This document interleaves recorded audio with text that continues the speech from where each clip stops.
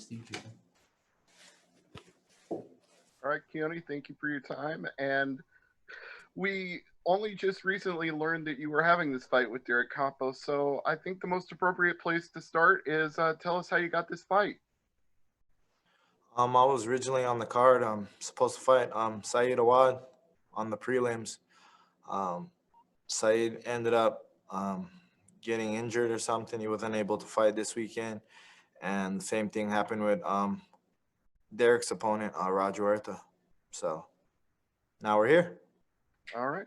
Well, you've got some hype behind you because you're coming in undefeated 8-0. So, what does it mean for you personally to be now on the main card and facing a longtime veteran like Derek Campos?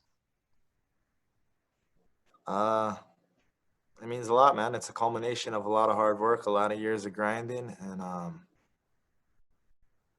yeah, just a lot of years of hard work. The culmination of everything, everything's kind of coming full circle. Um, and then just ready to show the world that I'm a world class athlete.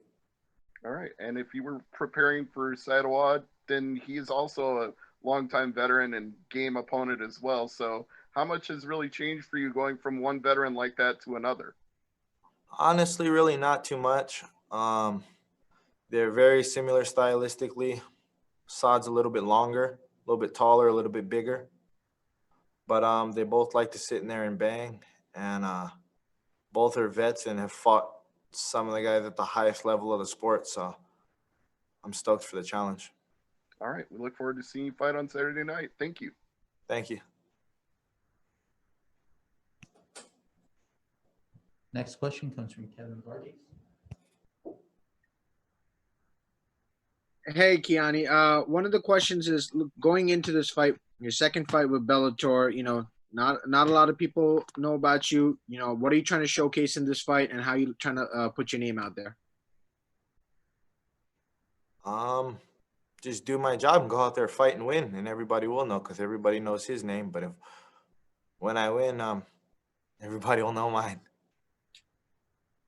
Going forward, like how far do you see yourself, closing in possibly on a title picture, with the champion Patricia Pitbull going in? How do you think is the stacked is the lightweight division? Oh, it's super stacked. I really think, regardless of the promotion, lightweight is probably the most dense as far as the level of fighters and level of competition. We're all pretty much normal, average sized human beings, and so you pretty much get the most deep talent in that lightweight class.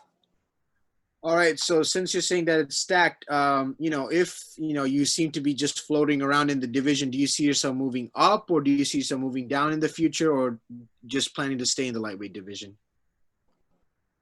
Yeah, for now, I'm probably just gonna stay here at lightweight. I always thought about going down to 45, but as of right now, no, we're just staying at 55 and just continue to win fights.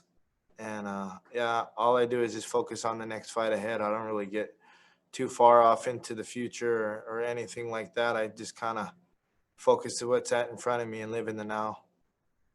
How have you been handling the pandemic? How has it affected your training camp? The process, how has it been going? It was pretty hard and pretty challenging. We had to be creative and try to figure out some new ways to get the work. Just there's a lot of obstacles, especially in Hawaii, because everything was shut down, and we've been in shutdown. Actually, we're in another lockdown again that the governor just extended it for 2 more weeks. So it's pretty hard, and I was happy that he gave that lockdown only the last week of my camp, so it wasn't too bad because we didn't experience a full lockdown when I had started up camp. And yeah, just recently they put it all back down on lockdown. So timing's everything. But hasn't been that much. Just had to go to a different gyms. I was cross training a lot on the west side with Yancy and those guys at West Oahu MMA. We weren't able to go to Gracie Technics because it was closed. Rylan Lazar's and Max's gym. which I usually split time between there and Hawaii Elite, but weren't able to do that this time because of the COVID. So, but besides that, the guys that are fighting, we all kind of stay in the loop and we help each other out when we can. Hawaii's only small, so everybody was helping out. So it still worked out very well. All right, Keoni. Listen, I'm wishing you good luck in your fight, and hope to see you do good in the future. Thank you, man. Appreciate it. All right, Keoni, appreciate your time. We'll be back.